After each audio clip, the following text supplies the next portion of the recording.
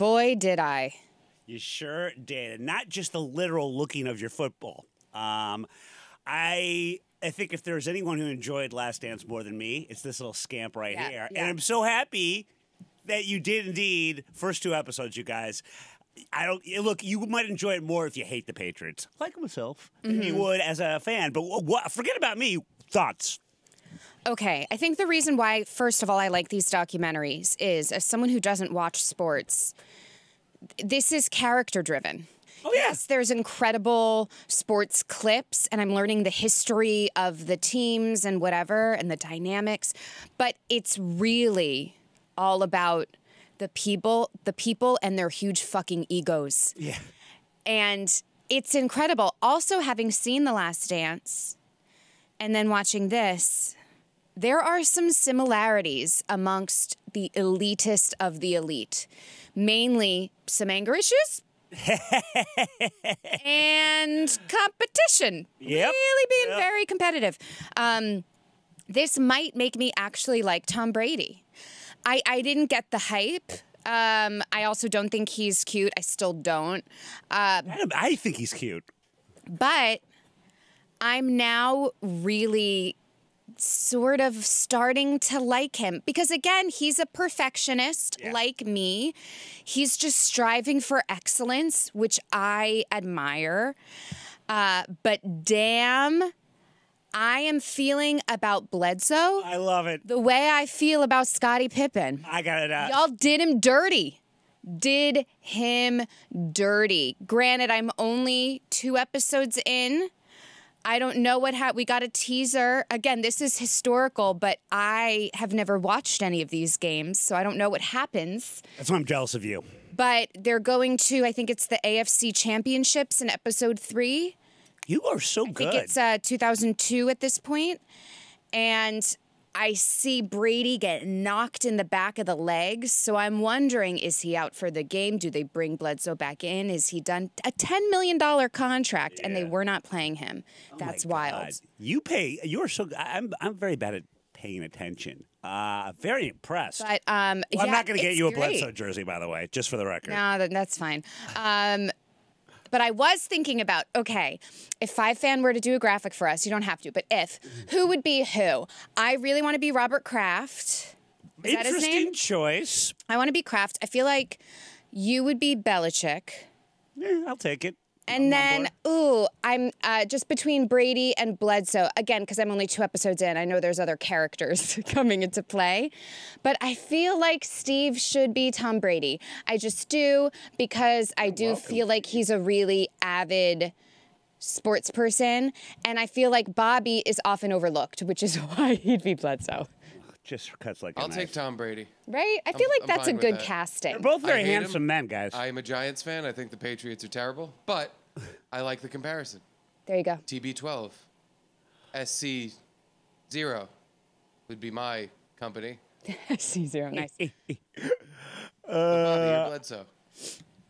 This is the most football we've looked at in quite some time. I was living in Boston during the Bledsoe era, and they sort of gloss over the fact that Bledsoe took him to a Super Bowl. So it's not like they were in that much of a dire straits there. Of course, famously lost to the Packers. But, yeah, it was, I remember, I shouldn't say her name, but a girl that was a friend of mine at Emerson hooked up with Bledsoe. And Daisy Buchanan's kid. It's a big-time Patriots spa in off of Newberry, I think. And that was a big deal. Quite the deal at Emerson that this happened. Sure. I think it was like a one-night stand, so it's not like they were dating. But, yeah, it's there's a lot more to come. You know, the choice to bench him when Belichick's friend, research analyst, I don't know his name. They have a million of them. But his friend who was kind of explaining the thinking of it, they then show all these clips of, Bledsoe got sacked a bunch.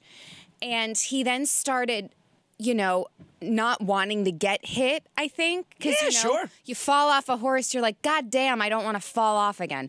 So he would freeze, or he would not complete, or he would, to protect himself from a tackle. That's the word. To protect himself from a tackle. So, yeah, that's a problem. Yeah, well, and also just the lack of move. I mean, injuries build up, scar tissue, whatnot. Again, I'm a licensed MD, but there's a lot more. Oh, I can't. They haven't even started the drama. This docu company is great. Have they won awards for their past ones? I don't know what they've done in the past because there's so many of them. The 30 for 30 guys, even without Bill Simmons, they're still pretty goddamn good.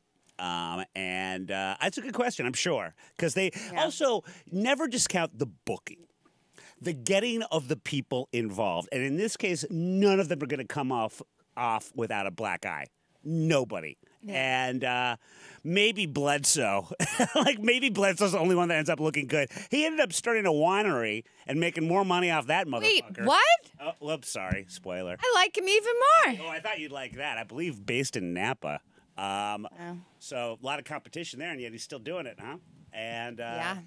But there's a lot more to look forward to. It is nothing if not drama. I would dare to say, if for no other reason than the Dynasty lasted far longer, more drama within the Patriots Dynasty than even in the Bulls Dynasty. Wow. Yeah.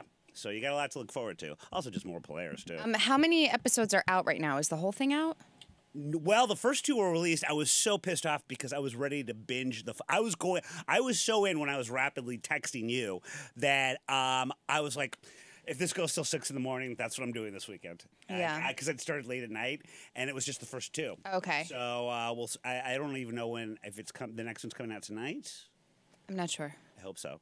But yeah, lots to look forward to. And again, it's like you hate the Yankees because you're jealous, you know? I mean, I hated the Pats, you hated the Pats, we all hated the Pats, but it's because, we just can't stand excellence when our team isn't. And remember how I've said in the past, I don't understand Tom Brady, no vices, with his strict diet and the not drinking and all of that. I'm like, what does this guy get off on? Or you need something. Guy energy. Even Michael Jordan, would be gambling. That was his thing, and placing bets and whatever. But you see, when Brady was starting out, he was drinking and partying, but he was doing it as a way for team bonding. Yes, good point. Yep. And his offensive linemen, I think that's what they're called. Yes. Were it made us want to work with him. Yeah. It made us want him to succeed, so we succeed. And so I think then now, as he gets older, in order to perform the way he was performing then and not have a Bledsoe-type situation, he's like, I need to absolutely be on top of my game, so I can't do these things. And what he gets off on is being excellent. Is winning, is having a good game. So, I respect it. I do. Well, and also the funny thing is, if you look at him right before the draft, and also even just his rookie year, look at his body now compared to then is hilarious. Even him running, when they compared him to a giant giraffe. Yeah, I see it. Yeah, no, it's really good. You don't have to like anything about sports, and you're going to enjoy this. Well, welcome back. For those that haven't listened, first of all, fuck you, and second of all, what's an elevator? What elevator pitch for? And I hate that phrase, elevator pitch for Ask a Jew. Well, why should we check it out?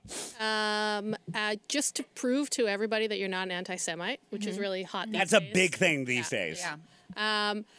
Ask a Jew is a show where I, a very secular Israeli, speak to my co-host who is very religious and Orthodox, and we talk about all different kinds of things. It's great for Jews. It's great for people who like Jews. It's great for people who hate Jews. You can, you need a hate list, and there's something for everyone.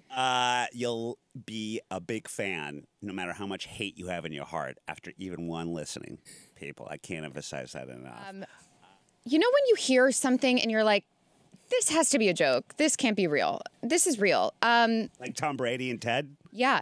Trump made an appearance at SneakerCon to hawk his own branded shoes. They cost, a minuscule $399 a pair. Oh, boy. Yeah, so Philadelphia was hosting SneakerCon, a gathering that bills itself as the greatest sneaker show on Earth. We'll have to poll Earth and Definitely see in Philadelphia. It's if they agree. the biggest show in town. Sure. Trump was apparently met with loud boos as well as cheers at the Philadelphia Convention Center as he introduced what he called the first official Trump footwear. The shoes, shiny gold high tops with an American flag detail on the back, Understated. are being sold as Never Surrender high tops for $399 on a new website that also sells other Trump-branded shoes and Victory 47 cologne and perfume for $99 a bottle. The website says it has no connection to Trump's campaign, though Trump campaign officials promoted the appearance in online posts. Great.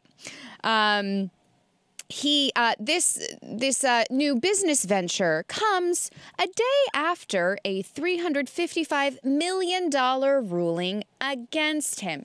Now, let's see. $399 a pair, $355 million ruling. He needs to sell almost 1 million sneakers. Did I do that math right? Mm-hmm. Don't ask me about the math. I've told you that 1,000,000 times. But with interest payments, his legal debts may now exceed $500 million, an amount it is unclear he can afford to pay. Now, there were some fans there holding signs that read "Sneakerheads love Trump." Why you would bring a sign to a sneaker con, I don't know. Or maybe you work for him and you're a plant. So attendees skewed younger. Now, this is, I think, strategy on his campaign's part. Attendees skewed younger and more diverse than Trump's usual rally crowds. His campaign is hoping he will be able to win over more young and minority voters, particularly black men, in a likely rematch against Joe Biden in November. Likely rematch? We know this is happening, right, at this point? This one clunks over. Look at that. So, yeah, it describes the sneaker on his website as limited edition. It's a true collector's item that is bold, gold, and tough, just like President Trump. Never Surrender sneakers are your rally cry in shoe form. Lace up and step out ready to conquer. There was one person at the event who said that the red bottoms on the shoe were a really nice touch. Now, here's the thing. Louboutins are known for having a red bottom. Mm-hmm. So I wonder if they could potentially sue Trump. I'm thinking Yeezy collaboration here. Right? Oh, in more ways than one. Yeah, he's a Trump supporter. Okay, I mean, objectively, they're kind of hot. You would wear these. I said objectively, they're kind of hot. I think they'd be a workout. So that's like you leg just weights. said I bought 2 pairs. I did. I bought one to wear and one just to have and like sleep with. Because it is a collector's item. You don't want to wear a collector's item. This is true. No, I mean they are kind of hot. I have a feeling that people kind of sat down like, okay, we're having a really hard time with young people and black people. What do they like? Yeah. They're like sneakers. Yeah. Yeah. TikTok. Oh, yeah. Both They are have it. taken. Yeah. I'm just thinking about, like, when you go to the Smithsonian and you got, like, a Lincoln pocket watch, a quill from Washington, and you move over to a little more 21st century presidential items, and there you go. There you go. I think that says it all about 2024 right there.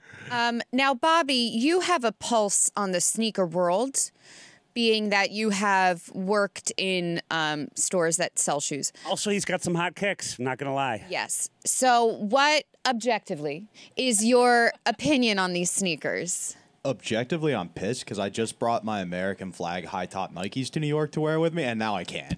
People are absolutely going to think they're either knockoff Trumps or the real Trumps. Yeah. And I don't know which is more embarrassing for me, if they think they're the knockoffs. But, I mean, objectively, they look like a Nike high-top shoe. If you look at it, Jordan has that red bottom with the white. It looks a lot like a Jordan sneaker. Okay. And I could see people getting behind it. Trump's been convicted now. Yeah. Like, that community's gotten behind him. Lil Uzi Vert's doing a lot of work. He calls him Monkey Trump and thanks him for bailing him out. So these might be the hottest thing around. There's some street cred that wasn't there before the conviction. You're absolutely right. Oh, yeah, this is going to be, well, obviously they're going to sell out, and they need all the money they can get. So. Now, let's not forget, oh, God, was this 4 years ago? Trump did those NFT tokens. I think that It was. Or it was art. It was the non-fungible token art. which, as we know, has just increased in value. An investment. You can't afford not to buy them. But you know what? I like the follow through. He has ideas and then makes them happen, or his camp does. I have ideas and I do absolutely nothing with them. That's why you're not president. Exactly. And I will never be because I'm a woman. But you know what? I don't know how I feel about this. Buy them if you like them, but I don't like them. I think it's a little ostentatious. The gold is a little much. Maybe if it was a white sneaker with a gold shoelace. Steve? Joanne, are you saying we should let the market decide? I think I am saying we should let Let the voters decide. the market How decide. did we not put it under that umbrella? Yeah, I did write a whole book No. on the market. I did not write a book. Yes, I did. Yeah. I also wrote a book called Capitalism ? And I'm questioning this Write choice. that. But The only question is, where are the copies? No one's seen them or read any of them. There's just a graphic. oh, Bill, yours got lost in the mail. That's not my problem. Oh, boy.